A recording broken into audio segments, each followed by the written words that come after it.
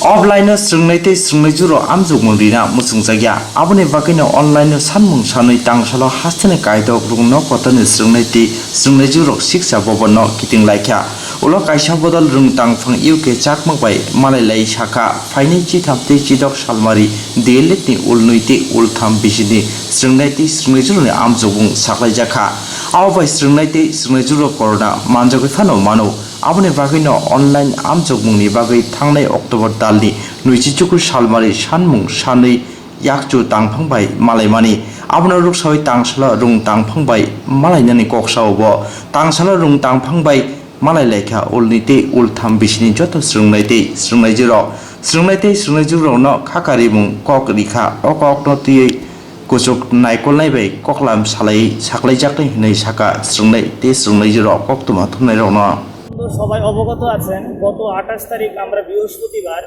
আমাদের এসসিআরটি অন্তর্গত সমস্ত ডায়েট কলেজ এবং কুমারঘাট কলেজ থেকে আমরা একটা প্রতিনিধি দল এসেছিলাম আমাদের অনলাইন পরীক্ষার দাবির জন্য।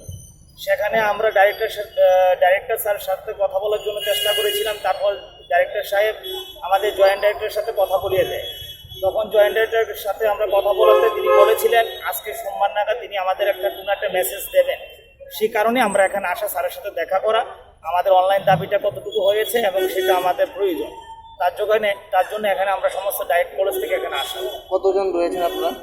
এখনো তো নিয়ার অ্যাবাউট আমরা দেখতে পাচ্ছেন এখানে এখন ছাড়া সারা রাজ্যের মধ্যে আমাদের 4টা ডায়েট কলেজ একটা সিটি রয়েছে। সেখানে সমস্ত প্রতিনিধিরা আসছে, এখনো রাস্তাতে রয়েছে তারা। টোটাল ফিগারটা কত আপনাদের?